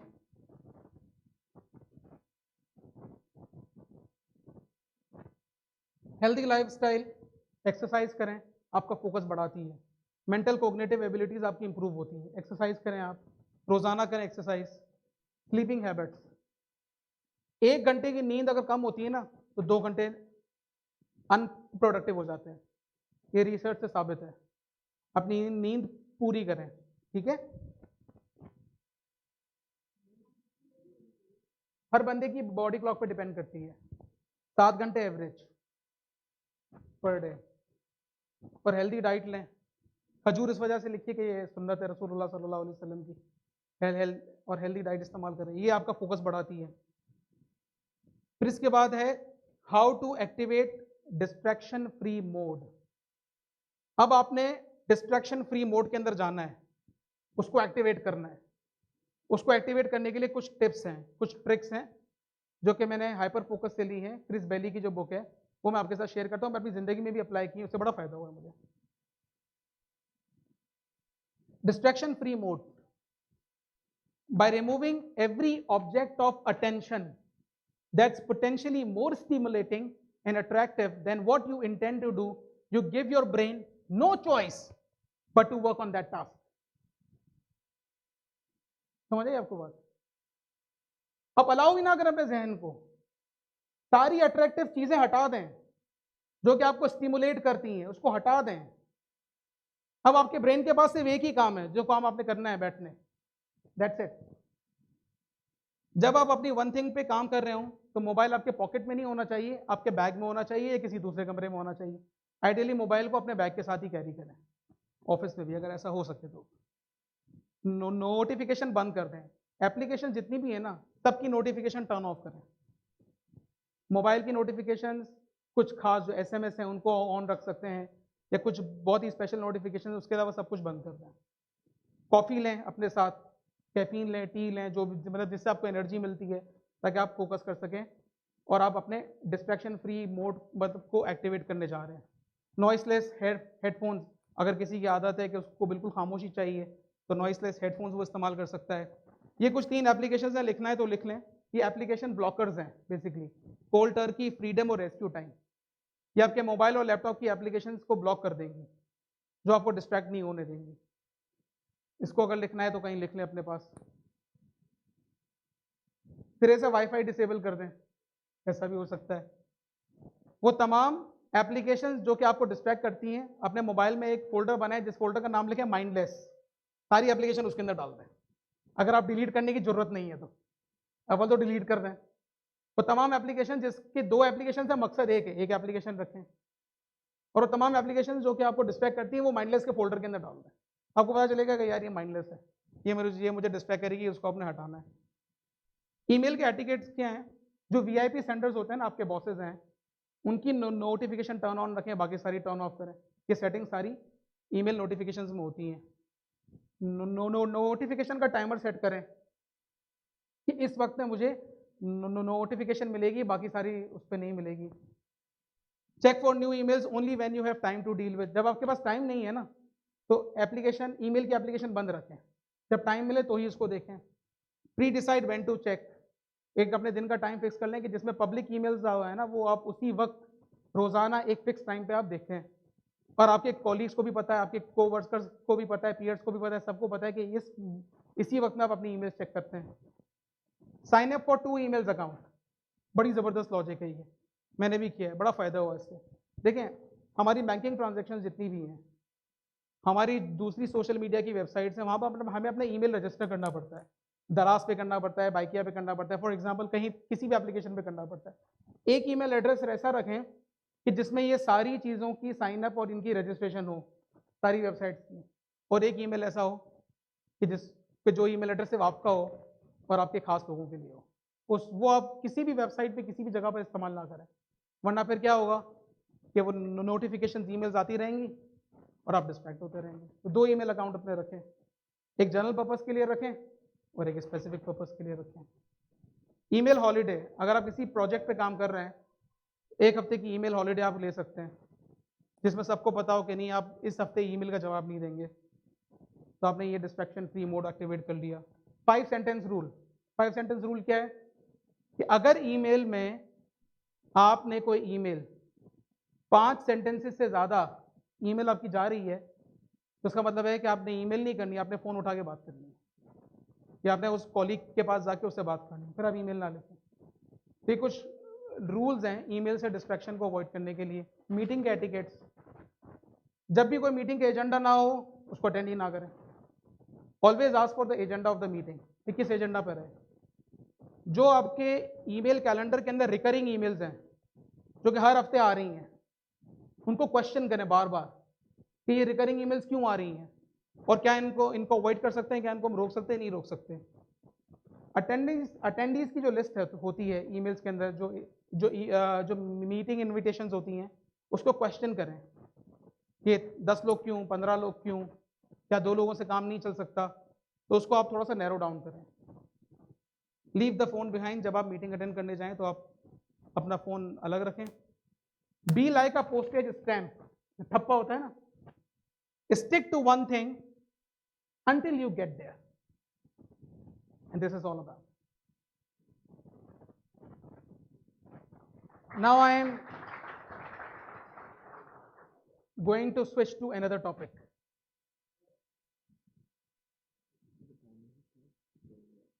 नहीं, कितना टाइम है मेरे पास? 9 बजे खत्म करना है ना, 15 मिनट में खत्म कर दो, 15 मिनट। देखिए, अहमद रजा भाई का सबसे फेवरेट टॉपिक है अब, who is the president of An-Noor Professional Forum, the future of finance. By profession I am a chartered accountant. बहुत सारा जनरल डिस्कशन हो गया। आई होप कि आपको कुछ इंस्पिरेशन मिली होगी, कुछ लर्निंग टिप्स भी आपको मिली होगी और आपने नियत भी की होगी आप उनको अपनी ज़िंदगी में अप्लाई करेंगे। For next 15 minutes we will be discussing on the future of finance. ठीक है,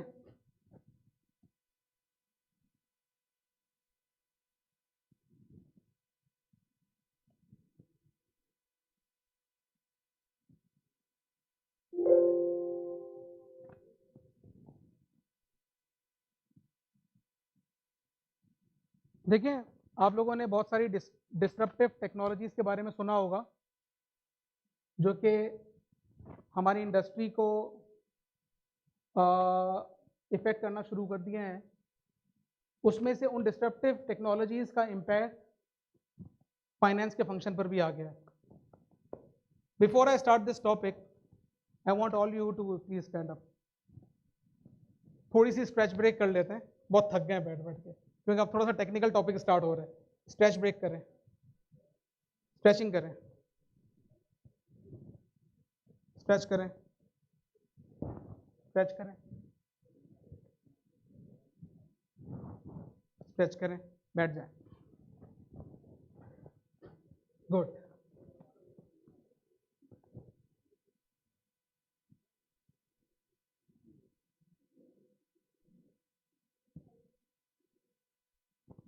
देखें, industry 4.0, what is 4.0? Fourth industrial revolution. जवाद आप इसके बारे में कुछ बताएंगे, क्या होता है ये? हम बताएं। थर्ड इंडस्ट्रियल रेवोल्यूशन क्या है?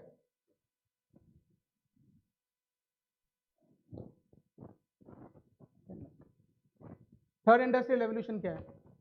जब हमारे पास फैक्ट्रीज, मशीनरीज, इक्विपमेंट्स ये सेट हुए थे, तो थर्ड इंडस्ट्रियल रेवोल्यूशन है। अब हम टेक्नोलॉजी की तरफ जा रहे हैं, फोर्थ इंडस्ट्रियल रेवोल्यूशन है। तो कुछ डिस्ट्रप्टिव टेक्नोलॉजीज हैं जिसने हमें इम्पैक्ट करना शुरू किया और फाइनेंस के फंक्शंस को बहुत ज़्यादा मुतासिर करना शुरू कर दिया है, ग्लोबली भी और पाकिस्तान में भी कुछ कुछ। उसको देख लेते हैं वो कौन सी है। तो blockchain, artificial intelligence, robotic process automations and data science. How many of you are aware of these terminologies? Raise your hand. बहुत कम लोग हैं जो इससे वाकिफ हैं कि ये इमर्जिंग टेक्नोलॉजीज हैं कि जो कि डिस्ट्रप्शन क्रिएट कर रही हैं।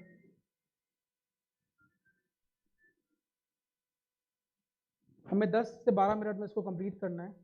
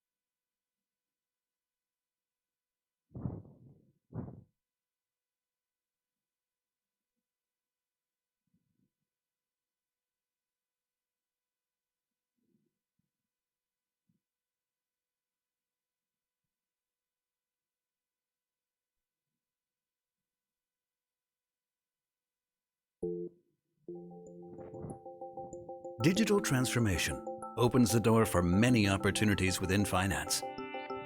Today, finance is asked to essentially set the course for the years to come. Let's take a closer look at two possible scenarios for the future. We're in the year 2022. Finance as a division has significantly shrunk. In many areas, standardization and automation have taken place. Many processes have been automized efficiently through robotics. Finance consists of a small team of specialists for topics like IFRS, taxes, risk management, compliance, regulation, and financing mechanisms. Processing of financial statements is now fully automated. The operational responsibility for the closing process is now owned by IT. Business decisions are primarily taken based on information derived from operational functions. Marketing and sales, as well as technology, invested early in big data and analytics and are now jointly leading the Center for Analytics. Finance has lost its leading role and is no longer involved in important decision-making. Instead, it focuses on contributing special expertise where needed. The responsibility of planning and forecasting has shifted completely towards operations. Early on, they set up big data-based prediction models within their divisions. The role of finance is limited to planning of financial mechanisms, taxes, as well as currency and consolidation effects. Finance has become a mere center of excellence that is limited to providing highly specialized financial expertise upon request. 2017. Finance missed the opportunity to claim and shape new digital trends and actively build a future vision for themselves. Finance was overrun by digitalization and lost its role of being part of the strategic development of the entire organization. 2017. Finance decided to become a leading pioneer of digitalization. Finance analyzed digital trends for themselves and developed a target and vision for the future. The goal was to act, not react, and develop a common vision. Upon this foundation, new opportunities were identified, and as a result, a newly formed roadmap has been developed to define specific actions for the years to come. An interdisciplinary team coordinates analytical topics and combines deep business competence with technical know-how. Finance was the driver for building the Center for Analytics. Information from various sources are combined in real time. The planning and forecasting process has been automated to the highest degree possible with modern statistical methods and big data. The forecast preparation is done by a push of a button, and finance is able to focus on the development of new insights. From day one, all finance executives have been involved in the development of the target vision. Finance now combines strategic competence with in-depth business know-how. New skills in the area of data modeling and analytics have been built up and used successfully. Finance focuses on cross-functional and interdisciplinary cooperation. 2022. Standard processes have been fully automated. Finance has gained time and capacity to consider and work with analytical-related questions. Finance is the co-pilot in the context of strategic development and appreciated as a business partner for operational functions. Now, it's time to define your future in the digital world.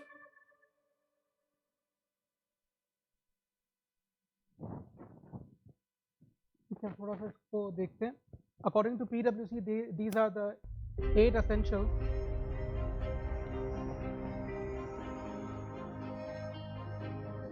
These are the 8 essentials.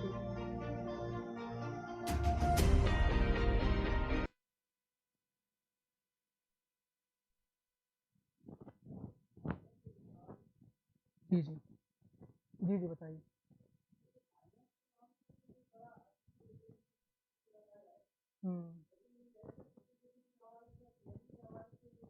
सब सब बिल्कुल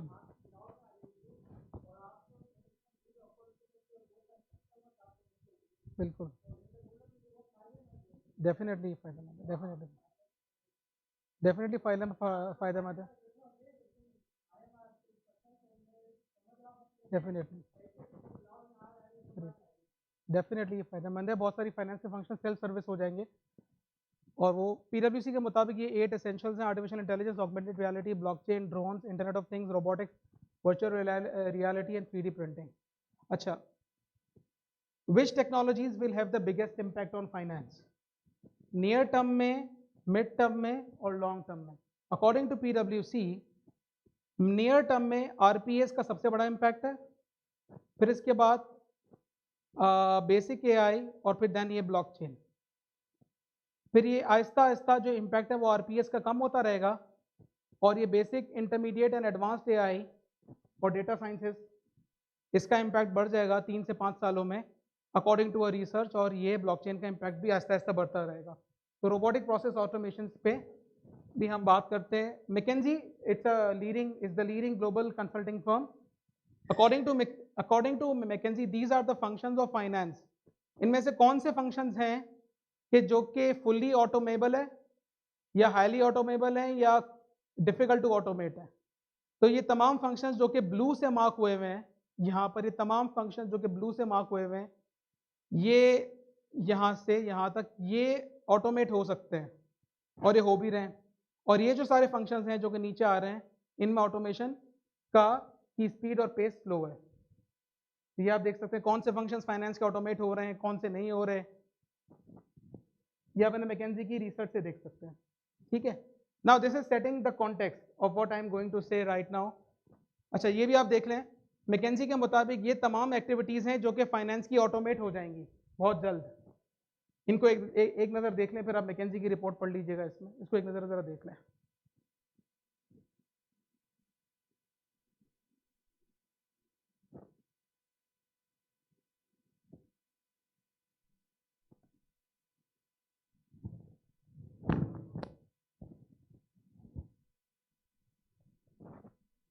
ठीक है, आगे बढ़ते हैं। अच्छा, blockchain. I am giving just a gentle introduction of blockchain, AI and robotic process automations and data sciences. What is blockchain? Blockchain क्यों आया? Blockchain basically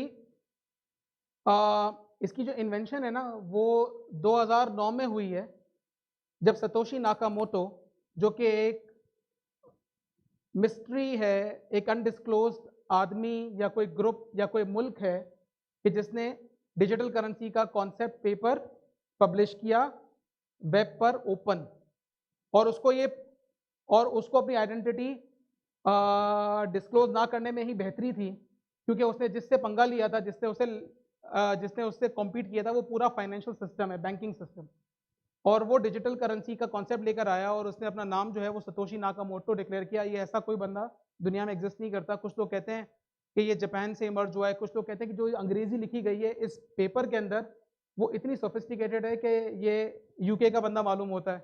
तो आप वो देख लीजिएगा पूरा पेपर। उसके अंदर बिटकॉइन या डिजिटल करेंसी का कॉन्सेप्ट इंट्रोड्यूस किया। बेसिकली ये जो ना बिटकॉइन का जो कॉन्सेप्ट है ये आया था अगेंस्ट फाइनेंशियल इंस्टीट्यूशन या अगेंस्ट सेंट्रलाइज्ड अथॉरिटी। ठीक है, हम सेंट्रल बैंक के ऊपर अपनी सारी बैंकिंग ट्रांजैक्शंस करते हैं क्योंकि हम सेंट्रल बैंक के ऊपर या बैंक्स के ऊपर या फाइनेंशियल इंस्टीट्यूशंस के ऊपर ट्रस्ट करते हैं। तो हमारा सारा रिकॉर्ड वो मेंटेन करते हैं, हमारी सारी ट्रांजैक्शन वो परफॉर्म करते हैं। तो ये एक सिस्टम है जो कि ट्रस्टलेस सिस्टम है, जिसमें पीयर टू पीयर, जिसमें कोई सेंट्रल अथॉरिटी नहीं है। हम इसको डिटेल में डिस्कस करेंगे अपने फ्यूचर सेमिनार्स में।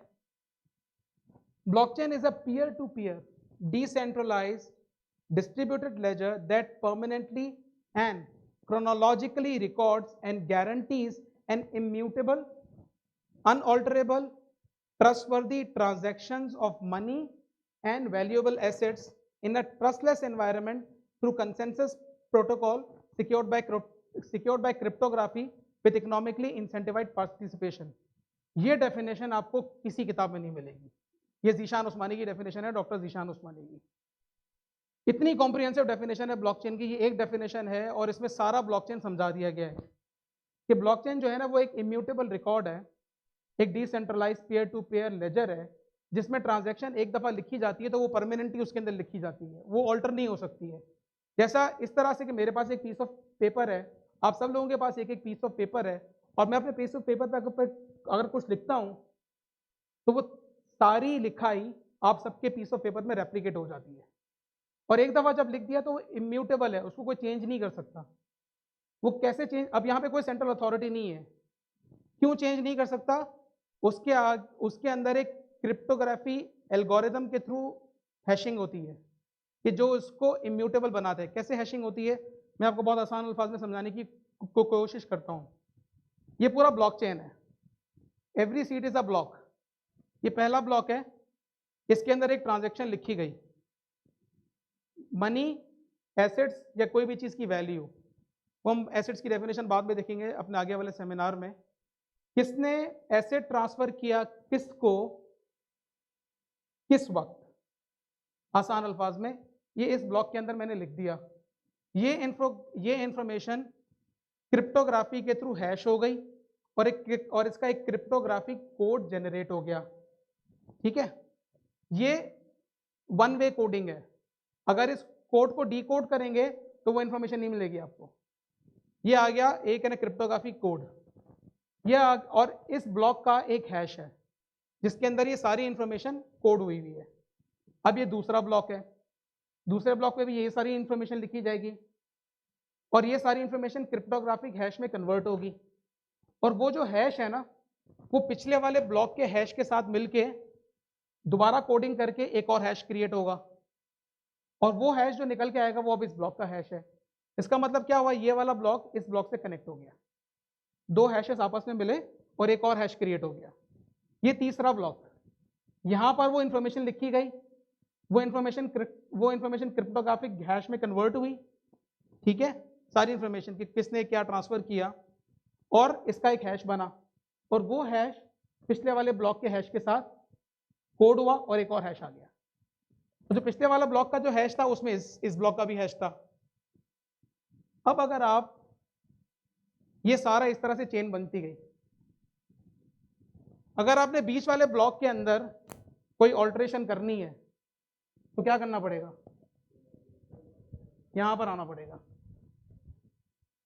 और जब तक आप यहां पर आएंगे 10 मिलियन और ब्लॉक्स बन चुके होंगे और वो सारे आगे के साथ क्रिप्टोग्राफिक हैश के साथ एक ब्लॉकचेन बन जाएंगे। ये ट्रांजैक्शन इम्यूटेबल हो गई है और ये परमानेंट रिकॉर्ड है, अब ये चेंज नहीं होता। तो इसको हम लोग डिटेल में देखेंगे अगले सेमिनार में। ट्रस्टलेस एनवायरनमेंट क्रिएट करना, ट्रस्ट इंसान का एक ना ट्रस्ट है, बेसिकली वो शेक हो रहा है। 2008 के अंदर जब फाइनेंशियल क्राइसिस आया और जब बैंकिंग का निज़ाम कोलैप्स किया तो हमें एक ऑल्टरनेटिव की ज़रूरत थी कि अब हम सेंट्रल अथॉरिटी पे रिलाई नहीं करेंगे, अपना खुद निज़ाम बनाते हैं और उसको खुद चलाते हैं। उसको थोड़ा सा डिटेल में बात करेंगे, मैं थोड़ा बात करूंगा तो आधा घंटा और हो जाएगा इंशाल्लाह। डेटा साइंस क्या है? डेटा साइंस एक इंटरडिसिप्लिनरी फील्ड है that uses scientific method, processes, algorithms and system to extract knowledge and insights from many structured and unstructured data. Data science is related to data mining, machine learning and big data. Data science जो है ना basically वो data analysis नहीं है, वो numbers की analysis नहीं है। डेटा साइंस के अंदर सारी एनालिसिस होती है जिसके अंदर वीडियोस भी हैं, टेक्स्ट भी हैं। ये एक ना डेफिनेशन थी, हम आगे इसको भी देखेंगे इंशाल्लाह। डेटा साइंस की स्किल्स के अंदर अगर आपको डेटा साइंस की स्किल अक्वायर करनी है तो ये 3 कॉम्पिटेंसीज अक्वायर करनी पड़ेगी, कंप्यूटर और साइंस से related, machine learning, software development, domain knowledge, mathematics और science, AI, machine learning, deep learning और मैथमेटिक्स, ये तब तीनों कंबाइंड होते हैं तो ये डेटा साइंस बनता है।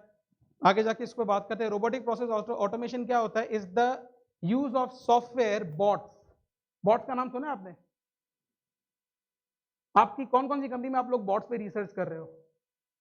आरपीएस पे कौन सी कंपनी? आप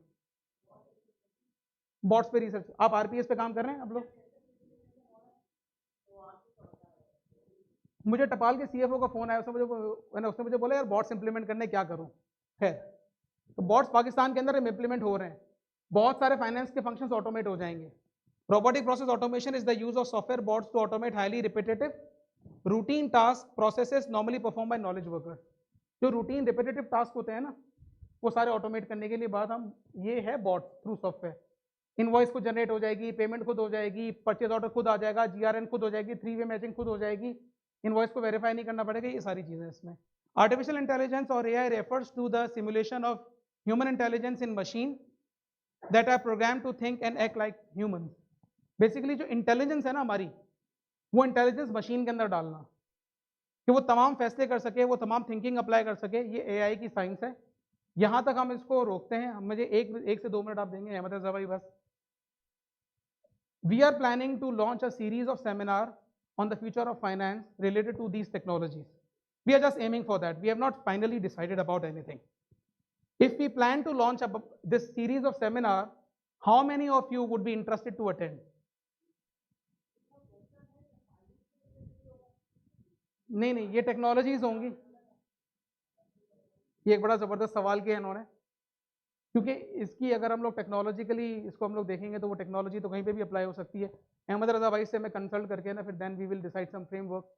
आखिरी सवाल, एक मिनट की video, then it is close.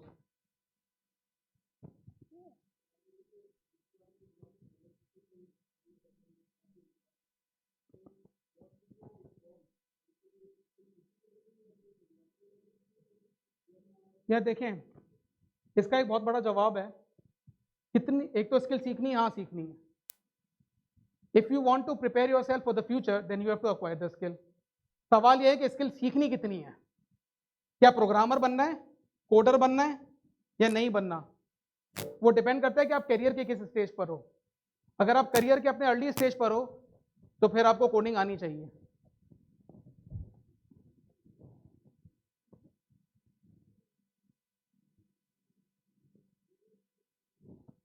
One minute, just 1 minute. हाँ हाँ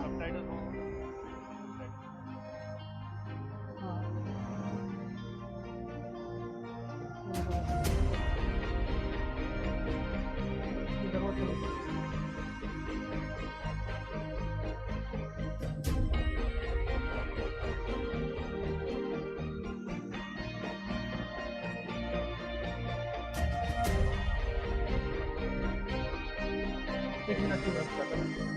थैंक यू, एक मिनट की नोट तो नोट भी खुदा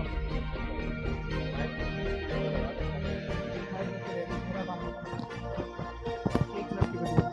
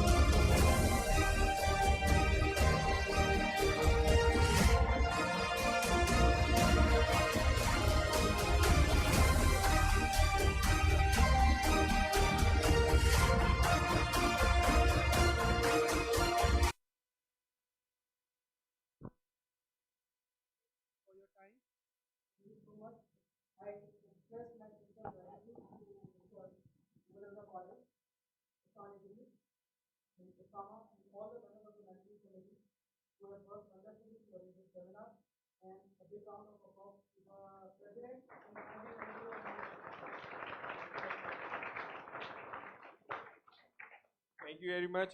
Big round of applause to our speaker. I hope it was a very insightful session for all of you, and it has made your mind, given a new dimension to it, and make you thought that what we are doing right now, is it the one thing that we want to do, or is it something else that we want to do? And to give you more positivity in this session, we have one of the leading businessmen with us, Karachi Snack Association Chairman and the Director of Tasmania Foundation. I would like to call upon Mr. Taslim Raza to come and